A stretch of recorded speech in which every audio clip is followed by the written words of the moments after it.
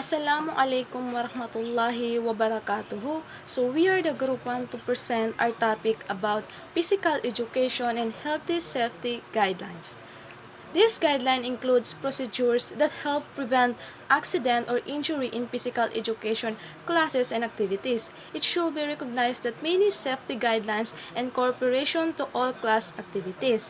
So, ito yung paraan na makakatulong na maiwasan ang mga aksidente o pinsala sa mga kaklase at aktibidad na physical education. Dapat kilalanin ng mga maraming mga tuntunin sa kaligtasan at pakikipagtulungan sa lahat ng aktibidad ng kaklase.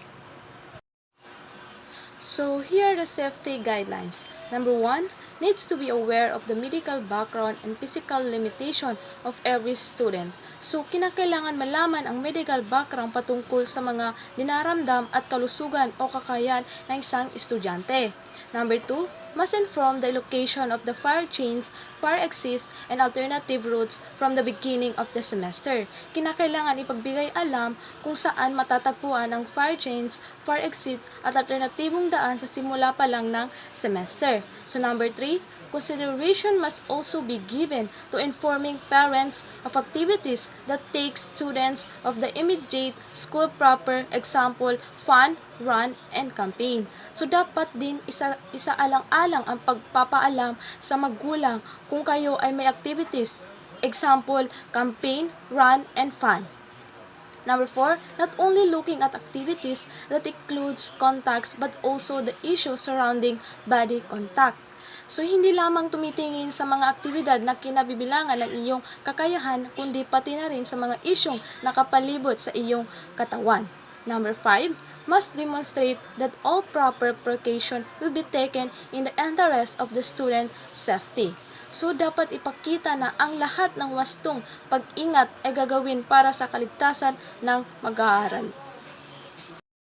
Number 6, a fully stocked first aid kit must be readily accessible in the gymnasium. So, ang isang fully stocked first aid kit ay dapat na madaling makuha sa gymnasium or area na kung saan dun kayo nag-activities dahil ito yung unang kailangan ng mga estudyante. Number 7, must inform the student to use clean, comfortable clothes and shoes. So, dapat ipaalam sa mga mag-aaral na gumamit ng malinis na komportableng damit at sapatos. Number 8, exercise either in the morning or late afternoon when it is not hot. Mag-ehersisyo sa umaga o hapon kapag hindi masyado mainit. Number 9, have the recommend qualification and experience for the sport education. So, kinakailangan magkaroon ng mga inirekomendang komplikasyon at karanasan para sa edukasyong pampalakasan. Number 10, it recommended to supervise student first aid training. So, inirekomenda rin ng kailangan mga siwaan ang pagsasanay sa first aid ng mga mag-aaral. So, number 11, all records of the inspection using the facilities regularly inspected, equipment and facilities are safe measure to minimize any potential risk to student. So, kinakailangan na naka-record at na-inspection ang mga pasilidad at mga ligtas hakbang upang makaiwas sa anumang posibleng panganib sa mga mag-aaral. Number 12, severe exercise must be avoided unless the individual is young and athletic. So, ang matinding ehersisyo ay dapat iwasan maliban kung ang individual ay bata pa at matipuno. Number 13, there is not one best form of exercise. It depends on what the individual can achieve. So, walang isang pinakamahusay na paraan ng ehersisyo, kundi nakadepende ito sa kung ano ang maaaring makamit ng individual o ng isang tao. So, the last one is the medical information of student is communicated through school medical clinic with supervision of the teacher. So, ang impormasyong medical ng mga mag-aaral ay pinapaalam sa pamamagitan ng medical sa clinic ng paaralan sa paraan ng pakikipag-communicate ng teacher. So the next topic is about the science of human movement. The human body movement is a movement of the body segment towards the midline of the body. Circumduction is the movement where the joint is the pivot and the body segment move in a combination of flexion, extensions, adduction, and abduction. The type of movement that can be produced at the synovial joint is determined by its structural type, while the socket joint gives the good range of movement at individual joint. So, body movement are described in relation to the anatomical position of the body. Upright stance with upper limbs to the other side of the body and palms facing forward. So, ang paggalaw ng katawan ng tao ay isang paggalaw ng isang bahagi ng katawan patungo sa midline ng mga katawan. Ang circumduction ay isang paggalaw kung saan ang joint ay ang pivot at ang body segment ay gumagalaw sa kombinasyon ng flexion, extension, adduction, and abduction. Ipinapaliwanag nito na ang uri ng paggalaw na maaaring mangyari sa isang synovial joint ay tinutukoy na uri ng estruktura nito. Binanggit din ng teksto na ang mga galaw ng katawan ay inilarawan kaugnay ng anatomical na posisyon ng isang tuwid na tinig na may itaas na mga paa sa gilid ng katawan at mga palad na nakaharap sa harap. Assalamualaikum warahmatullahi wabarakatuh. So this the continue of report about the skeleton. Okay class, so our topic today is about the components of the body that cause human being and to move the skeleton system. So the skeleton provides a strong internal framework that supports the body and provides protection for vital organs. So the skeleton is nagpo-provides na lakas sa panloob sa balangkas at suporta sa katawan at nagsisilbing balangkas upang mapanatili ang hugis ng katawan ng isang tao at bahaging magdudugtong o dinidikitan na kalamnam para makagalaw o makakilos ang isang tao at tumutukoy sa pag-iimbak ng calcium sa katawan at tumutulong sa produksyon ng dugo sa pamamagitan ng bone marrow. These bones meet at joints, the majority of which are friendly, mobile, making the skeletons flexible and mobile. So, ang mga butong ito ay matatagpuan sa mga kasukasuan ng karamihan sa malayang nagagalaw o ginagawang flexible at mobile ang balangkas. So, this part of skeleton. So, we have a skull, medulla, thorax, sternum, spine, pelvis, sacrum, femur, patella, tibia, fibula, clavicle, scapular, humerus, ulna, radius, carpus, metacarpus, phalanges,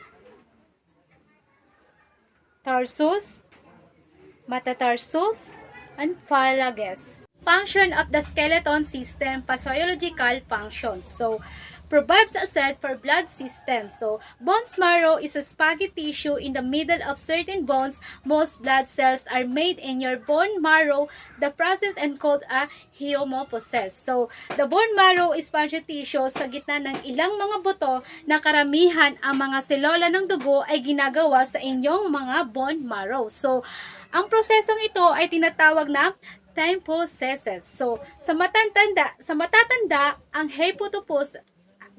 hematopoiesis sa mga marrow ay sa gitna ng lukad ng mga buto. Number 2. Serves as turnhouse for calcium, which is essential for conditioned blood clotting energy formation. Calcium is a significant physiological role in the body. It is involved in skeleton mineralizations, construction of muscle, and the transformation of nerve impulse, blood clotting, and sections of harmony. So, ang calcium ay may mahalagang papel sa physiological sa ating katawan. Ito ay kasangkot sa skeleton na mineralizations, construction ng mga kalamnan na nagtransformation ng nerve impulse, pamumuno ng dugo at pagtatago ng mga harmony. Number 3. Play a role in our immune function. So, white blood cells are the key players in your immune system. They are made in your bone marrow and are part of the lymphatic system. So, ang mga puting selula ng dugo ay ang mga pangunahing manlalaro sa inyong immune system. Ang mga ito ay ginagawa sa inyong bone marrow at bahagi ng lymphatic system, ang puting silola ng dugo sa kabila ng dugo at sa buong katawan mo. Naghanap ng mga dayuhang mananakop sa microbes tulad ng bacteria or virus. Structural function. So, number 1, give supports to the body. The skeleton system works as a support structure for your body. It gives the body and shapes, allows movement, makes blood cells, provides protection for organs, and stores and minerals. The skeleton system is also called the musculoskeletal system. So, ang struktura ng mga sumuporta sa trabaho ay para inyong katawan ay binibigyan nito ang katawan ng hugis nito at nagbibigay daan sa paggalaw at gumagawa ng mga silola ng dugo na nagbibigay ng protection para sa inyong mga organs at nag-iimbak ng mga mineral na skeleton system ang tinatawag ding musculoskeletal system. Number 2, it is protect the delicate organs in the body. This called the muscle in the skeleton support and shape the body and protect delicate internal organs such as the brain, heart, and lungs. Bones contain most of the body calcium supply. So, ito ay tinatawag na kalamnan na kalansay na sumusuporta at humuhubog sa katawan at pinoprotektahan ang mga masela na panloob na organs tulad ng utak, puso, at baga. Ang mga buto ay naglalaman ng kinakailangang supply na calcium sa katawan. Number 3, bones are region lever of locomotion. So, bones, ligaments is a muscle are the structure that form levers in the body of the great human movements. So, ang bones, ligaments ay kalamnan ang mga istruktura na bumubuo ng mga buhay sa ating katawan upang lumikha ng mga paggalaw ng tao at simpleng mga termino na isang pagsanib kung saan dalawa o higit pang mga buto ang magkasamang bumubuo sa axis or fulcrum at kalamnan na tumatawid at naglalapat ng puwersa upang lumipat sa tahas hanggang sa I am by Alicia Jana Amelia Usop. The skeleton is divided into two groups. So, ang skeleton doon, nadi-divide siya into two groups. The first group is appendicular skeleton. Appendicular skeleton which is composed of the upper extreme and lower extreme. The second one is the axial skeleton. The axial skeleton which is composed of the skull, ribs, trunk, vertebra, column, and pelvic.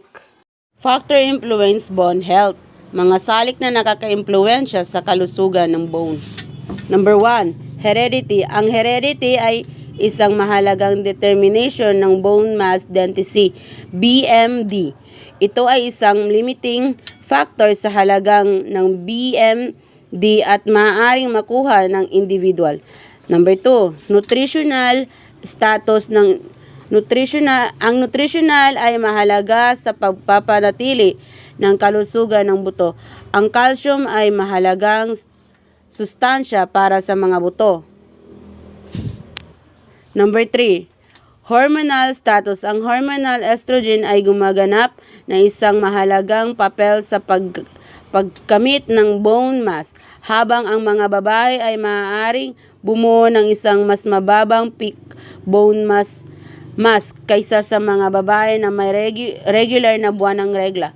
Ang pagbili ng rate ng pagkawala ng buto ay malamang ay mangyayari din sa mga babae na menopausal dahil sa pagkawala ng estrogen. Number 4, ang taas ng aktibidad ng mga bata at kabataan ay dapat lumahok sa mga aktibidad na may mataas na apekto para sa pagbuo ng buto. Assalamualaikum warahmatullahi wabarakatuh. Anday Hanalangi. My report, pectoral girdle. A. Clavicle to collarbone. B. Scapula to shoulder blade. C. Humerus to long bone of the upper arm. Upper extremities. A. Radius to shoulder and lateral bones of the forearm. B. Ulna to medial and longer bone of forearm. C. Carpals 16 worst bone. D. Metacarpals 10 long bones of the hand. A. The tela to the kneecap. F. Tibia to medial larger to bones of the lower leg. G. Tarsal 14 the bones in the foot that are concave on the plantar or lower surface. I. Phalanges 28 bones of the toes and finger. Salam. Assalamualaikum warahmatullahi ta'ala wabarakatuh. Wrap up. This PE movement enhancement is one of the important course to develop and understand the specific basic movement to help the student to be aware of physical literacy, which help an individual to move competently and confidently in all type of movements. This course is being offered to prepare the student for the advanced learning of movement. Ang ibig sabihin nun ay, ang PE ay pinapahusay ang ating pangangatawan. Ito ay isa sa mga mahalagang kurso upang mabuo at maunawaan ang mga specific sa pangunahing kilusan upang matulungan ang mga mag-aaral na magkaroon ng kamalayan sa physical literacy na tumutulong sa isang individual na kumilos ng may kakayahan at may kumpiyansa sa lahat ng uri ng kapaligiran. Ang kursong ito ay inaalok upang ihanda ang mga mag-aaral para sa maagang pag-aaral ng kilusan. So doon lang po ang aking report. Salamat.